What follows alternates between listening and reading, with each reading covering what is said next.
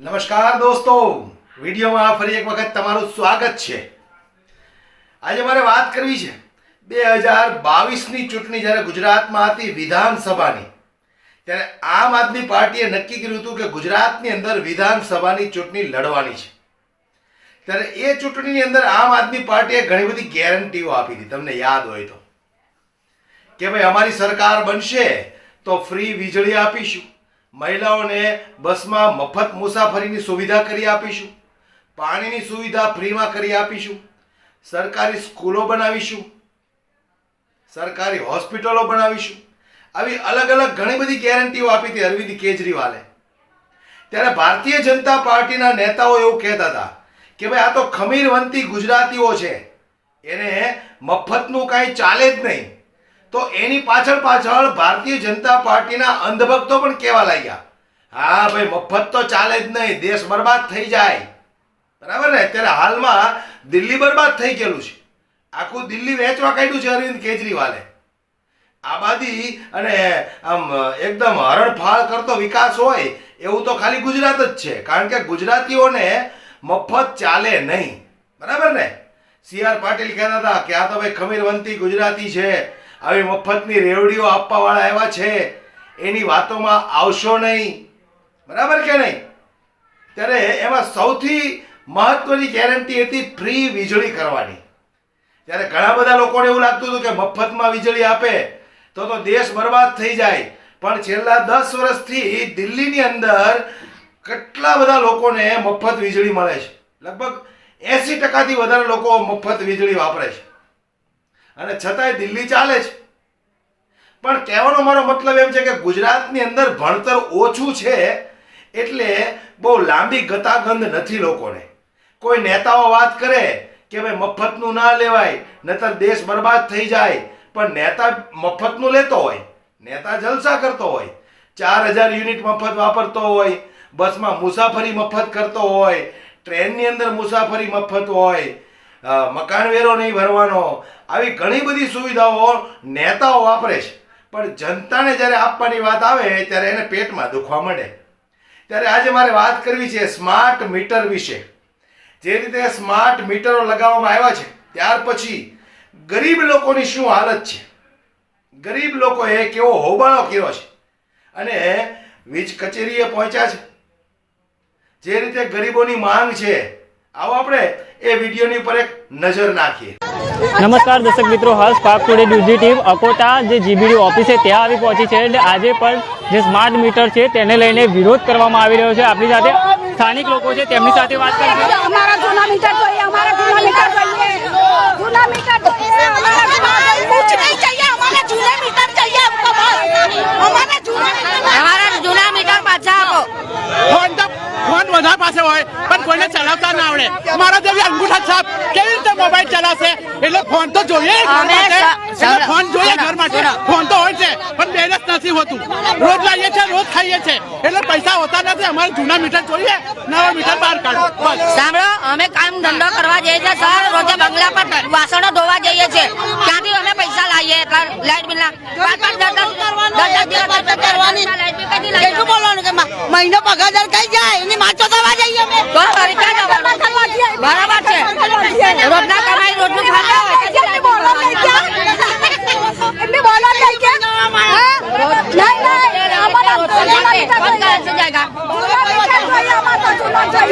અમને એવું તમે સુવિધા કરી આપો કે અમને નવા મીટર જોતા નથી, જૂના મીટર અમારા પાસે આપો। એ ભાઈ આટલી મહેનત કરીને તમે આવો છો ને તો આ બધાને ખબર પડવી જોઈએ, જલ્દીથી મેન માણસો છે ને એમને ખબર પડી જોઈએ કે ગરીબ લોકો કેવી રીતે રહે છે, એમને ખબર પહોંચાડો પહેલા। અમારા મકાનમાં તો તમને સમજ પડે, સમજા? અમારા બૈરા છોકરા બંગલાના મોટા મોટા અધિકારી છે ત્યાં આગળ આ વાત પહોંચાવજો કે આ મીટર અમને જોતા નથી।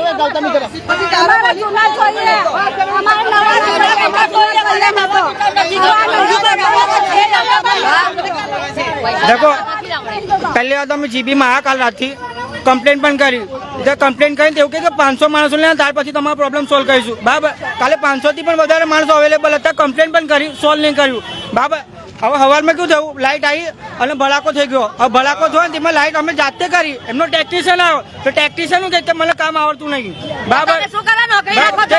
કામ એની કોઈની જાન જતી રહી તો એની જાન તો જાય. નાના નાના છોકરા અંદર લખડે એની જાન જતી રહી તો બરાબર. બીજી વાત કે ઊંધો જવાબ આપે છે કે બીજી જગ્યાએ લાઇટ કાલ રાતની કરતી રહેતા તો અમારી હવળે ગઈ જ લાઇટ. બરાબર તમે પણ કાલ રાત હેરાન કર્યા. અમે પણ નાઇટ કરીને આવ્યા જોબ કરીને આવ્યા છીએ. તો પ્રોબ્લેમ કોનો સોલ્વ કરે? બીજી જગ્યાએ અવળે પ્રોબ્લેમ થયો એ અવળે સોલ્વ કરે એમની ટીમ કરતી રહી. બરાબર પણ કાલ રાતથી આ પ્રોબ્લેમ તો એ સોલ્વ કરવા માટે એ લોકો આવતા નહીં. અને એમનો મેનેજર જે છે ત્રિવેદી સાહેબ એ ગાયબ છે. હવે અંદર જે એમના સ્ટાફના માણસ છે અમે ઓથોરાઇઝ પસંદ નથી એવો જવાબ આપે. હવે પકડવાના કોને કે હેડ ઓફિસ માટે ગોરવા જાવ. હવે કઈ કઈ જવાનું? હવે સાહેબ મારું કહેવાનો મતલબ એ છે કે આટલી બધી પબ્લિકની અંદર અત્યારે આ બધા નાનાથી મોટાથી છોકરાઓ આ ગરીબ માણસ છે. જુઓ હવે આ ભાઈ આ બેન છે ને એ રીતે કે એમને પાસે ફોન નથી. હવે એમાં એવું છે કે ફોનને રિચાર્જ કરે તો લાઇટ ચાલુ થાય. બરાબર છે. હવે આવા ગરીબો લોકોને હવે નાના નાના છોકરાઓને રિચાર્જ ના હોય પૈસા ના હોય આ લોકો રોજ લાવીને રોજ ખાનારા છે. બરાબર છે. અને બીજી વસ્તુ કે આજે 500 માણસ 1000 માણસ હવે અંદરથી સાહેબો અંદર બેઠેલા છે. પોલીસવાળાને આગળ ઊભા કરેલા છે કે બધી પબ્લિકને બહાર કાઢો તમે. બરાબર છે. તો હવે અમારો કહેવાનો રિક્વેસ્ટ અને કોઈ કમ્પ્લેન લેવા તૈયાર નથી.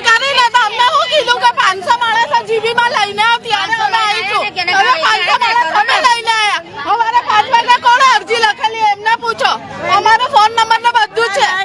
કોણ જિમ્મેદારી વાળા કોણ છે? ખબર જીબી કિસका ऊपर चलती है इसको सौंपी है. હવે અહીંયા અધિકારી મેન કોણ છે એ જ નથી ખબર અહીંયા આગળ.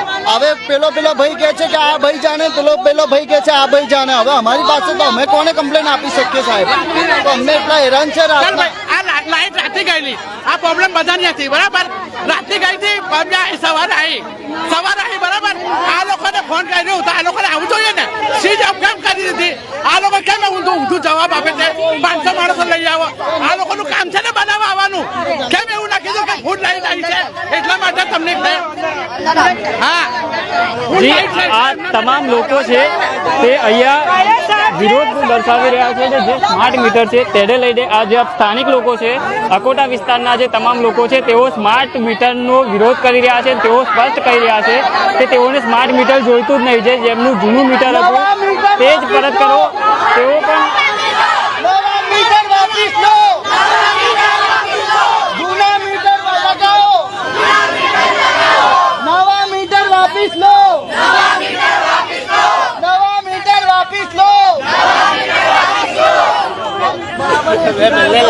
જે આ તમામ લોકો છે તેઓ પણ જણાવી રહ્યા છે કે જે જૂના મીટરો છે તે જ રહેવા દો ને જે નવા મીટર આપ્યા છે તે બંધ પરત લઈ લેવામાં આવે. જે આ નવા મીટરોથી અનેક સમસ્યાઓ ઉદ્ભવી રહી છે. અહીંયા જ્યારે આપ દ્રશ્યોમાં જોઈ શકો છો કે પોલીસનો સ્ટાફ પણ અહીંયા ઉપસ્થિત આવી ગયો છે.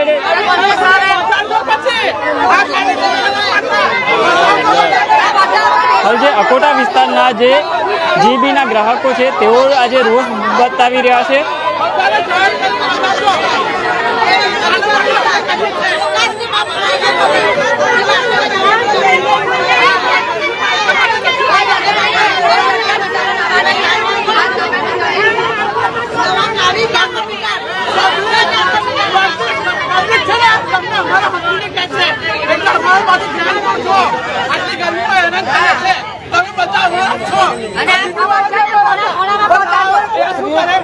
એમને કેવું જોઈએ ને કે લાઈટો ધડાકો થઈ ગયો છે તો બનાવવા માટે આવીએ છે. હવે ઊંધો જવાબ કેમ આપે છે? કેમ ના ત્યારે ફરિયાદ કરવી પડે ને.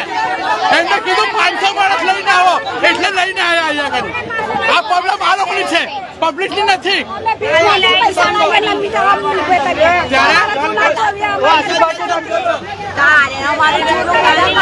આ તમામ લોકો અકોટા વિસ્તારમાંથી જે અલગ જે વિસ્તારમાંથી અહીંયા અકોટા જીબીની ઓફિસ ખાતે મોટી સંખ્યામાં જે એમજીવીસીએલના ગ્રાહકો છે તે આવી પહોંચ્યા છે. અને જે તેઓ પોતાની માંગ છે કે તેઓને જે નવા મીટર આપવામાં આવ્યા છે તે મીટર તેઓને નથી જોઈતા. જેઓને જે જૂના મીટર હતા તે જ આપવામાં આવે તેવી માંગ સાથે આજે એમજીવીસીએલની આ અકોટા ખાતેની ઓફિસ ખાતે મોટી સંખ્યામાં જે એમજીવીસીએલના ગ્રાહકો છે તે પહોંચી રહ્યા છે અને જે તેઓની માંગ છે તે અધિકારીઓ સુધી પહોંચાડી રહ્યા છે. હાલ જે આપ દ્રશ્યોમાં પણ જોઈ શકો છો કે મોટી સંખ્યામાં એમજીવીસીએલના ગ્રાહકો અહીંયા આવી પહોંચ્યા છે. સાથે જ અહીંયા સ્થળ પર પોલીસનો પણ કાફલો અહીંયા ગોઠવી દેવામાં આવ્યો છે.